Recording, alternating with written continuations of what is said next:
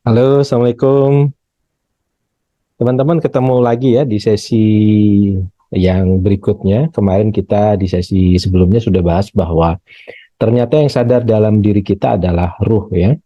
Dan ruh itulah yang merupakan sumber potensi, sumber kecerdasan, sumber apapun yang ada di bumi kita, di tata surya kita itu adalah ruh itu. Dan bahkan ruh itu adalah uh, power dari semua kehidupan gitu. Sehingga bahkan di level sel, subatom, di level kuak, atau bahkan nanti kalau ketemu lagi di bawahnya, maka itu adalah energi yang ditenagai oleh ruh. Nah, di sesi ini kita akan membahas tentang struktur kesadaran. Jadi struktur kesadaran itu seperti apa? Jadi di tata surya kita, di semesta kita itu, atau bahkan barangkali di seluruh semesta raya yang maha luas tak terbatas ini, itu seperti apa kita akan bahas di materi hari ini. Nah, teman-teman, sebagaimana kita tahu bahwa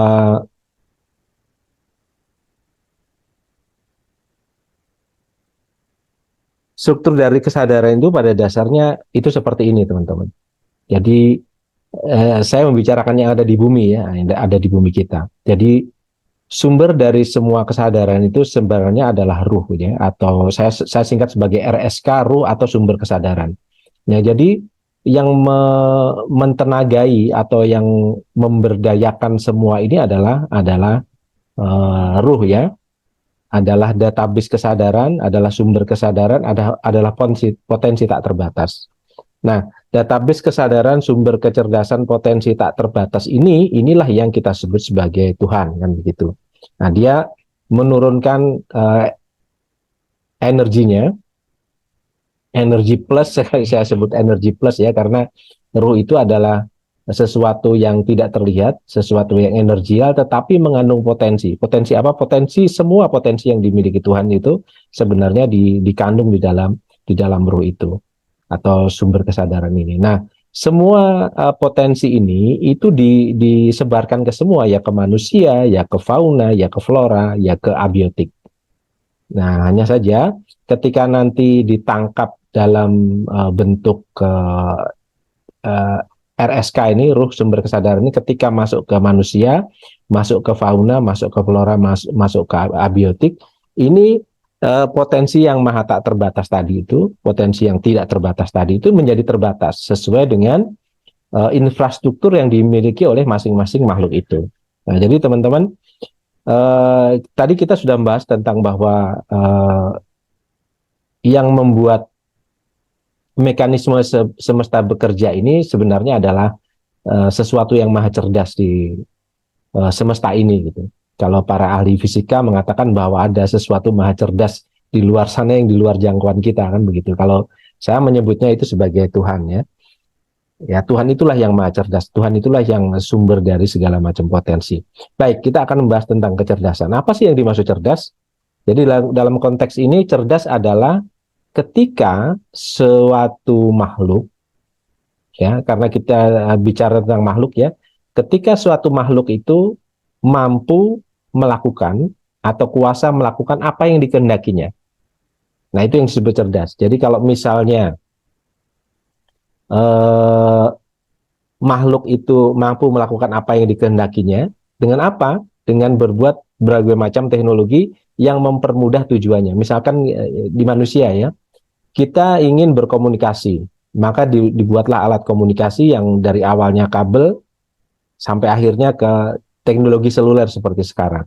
Nah, kecerdasan untuk melakukan yang dikehendaki ini tidak dimiliki oleh semua makhluk, dan yang paling tinggi memiliki kecerdasan untuk mewujudkan sesuatu yang dikehendakinya atau kehendak bebasnya itu adalah manusia. Sehingga kalau disusun piramidanya, teman-teman, piramidanya menjadi seperti ini. Jadi ruh tadi, ketika ruh atau sumber kesadaran tadi termasuk kecerdasan di dalamnya, itu kalau ditinjau dari sisi kecerdasannya, piramidanya seperti ini ya. Jadi yang paling bawah adalah abiotik, benda tak hidup seperti batu, seperti tanah ya. Itu dia tidak bisa menjalankan kehendak bebasnya ya, karena memang infrastruktur di di dia itu tidak sebanyak yang ada di makhluk yang lain. Di level yang kedua itu adalah flora. Flora itu juga punya kehendak bebas. Kehendaknya apa? Kehendaknya adalah melakukan insting mempertahankan hidupnya, terutama dalam rangka menangkap matahari, menangkap energi matahari. Sehingga flora itu punya gerakan untuk menyulurkan bagian tubuhnya itu menangkap sinar matahari. Nah, jadi kalau teman-teman lihat ada tumbuh-tumbuhan kalau ketutupan bangunan begitu, pasti dia akan membengkokkan cabangnya atau rantingnya dan mencari sinar matahari. Nah, di level yang berikutnya ada fauna. Fauna ini punya kehendak juga, terutama yang dipicu karena masalah makanan dan seks, dan dia bisa melakukan kuasa untuk itu gitu. Dia bisa bergerak mencari makan. Kalau tumbuhan tadi kan hanya bergerak terbatas di satu tempat situ aja. Kalau fauna lebih daya jangkaunya, daya jelajahnya lebih luas lagi. Jadi dia bisa bergerak mencari mangsa atau bergerak menarik perhatian dari pasangannya dan sebagainya dan sebagainya. Dan paling tinggi tentu saja kita manusia.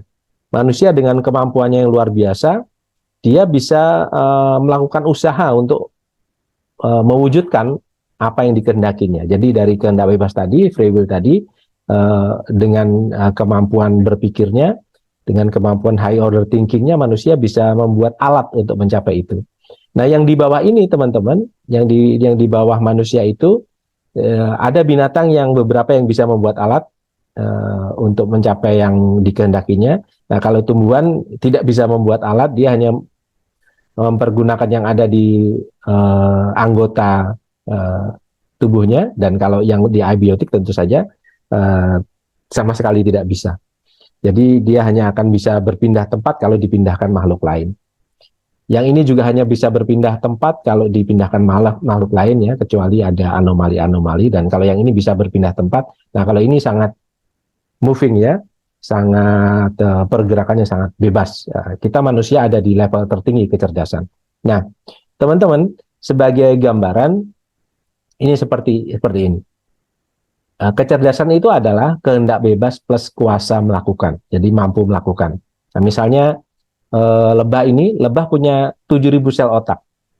Apa kemampuannya dia? Dia mampu membangun dan mempertahankan sarang madunya. Dia punya kemampuan navigasi. Jadi di radius 7 km persegi lebah ini nggak akan tersesat. Kemudian mampu mengumpulkan cairan bunga sebagai bahan dasar itu ya, untuk menggunakan madu dan polennya. Kemudian berkomunikasi dengan lebah lain. Dia punya berapa sel otak? Dia punya 7.000 sel otak, punya kemampuan seperti itu. Nah, kemudian tikus itu punya 5 juta sel otak. Jadi tikus got itu contohnya bisa mengenali racun. Jadi kalau sudah diracun sekali, tikus got biasanya berikutnya nggak akan kena gitu. Kalau yang lain sudah mati, dia bisa mencium racun aja, itu mereka akan menghindar berikutnya. Bahkan tikus putih bisa menunjukkan emosi, gembira, marah, stres, dan penyesalan.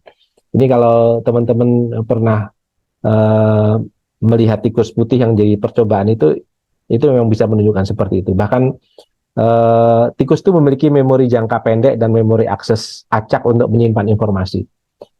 Jadi teman-teman, tikus ini termasuk binatang yang cerdas sehingga dia bisa menghindari jebakan ya. Kalau sudah sekali terjebak, biasanya dia bisa belajar dari itu. Nah, kemudian kita lihat ini saudara dekat kita ya, kalau di teorinya Darwin itu kecerdasannya itu juga cukup signifikan dibanding binatang yang lain karena dia punya 10 miliar sel otak. Dia bisa apa aja? Dia bisa membuat tombak untuk berburu kelinci di dalam lubang. Kemudian bisa memetik buah dengan galah ya, dia sudah mampu mempergunakan alat. Kemudian memecahkan kacang dengan batu, ini juga sudah bisa menggunakan alat ya, atau memancing ikan dengan ranting pohon. Dia punya 10 miliar sel otak. Nah, teman-teman sekarang bandingkan dengan sel otaknya manusia. Sel otaknya manusia itu totalnya ada sekitar 1 triliun sel otak dengan 100 miliar sel aktif dan 900 miliar sel otak pendukung. Nah, jadi teman-teman, itu sebabnya kenapa kita itu disebut makhluk yang paling cerdas. Kenapa? Karena infrastruktur kita itu memang yang paling lengkap, paling sempurna dibandingkan makhluk-makhluk lain yang ada di bumi kita ini. Jadi kata Profesor M.J. Demon ini mengatakan bahwa sebenarnya otak Anda, otak kita semua itu sama dengan otak Einstein gitu ya. Selnya sama gitu. Yang bedakan adalah jumlah sambungan sel otak. Jadi sinap-sinapnya itu yang tidak sama. Nah, teman-teman, dari sini kita mengerti lalu kenapa kita dikatakan makhluk yang paling cerdas. Itu adalah karena kita memang diciptakan berbeda dengan makhluk-makhluk yang lain, terutama dari sel otak kita. Itu dari situ saja sudah sangat ketahuan bahwa kita sangat superior karena infrastruktur yang diberikan Tuhan pada kita itu. Nah, dari penjelasan tadi, maka sumber potensi yang tidak terbatas tadi, yaitu Tuhan, yang juga merupakan sumber kecerdasan, merupakan sumber kesadaran itu memilih kriteria yang paling cocok. Kriteria untuk khalifah di bumi itu siapa yang paling cocok. Nah, tentu saja kecocokannya dihubungkan dengan potensi kecerdasan. Potensi kecerdasan paling tinggi siapa?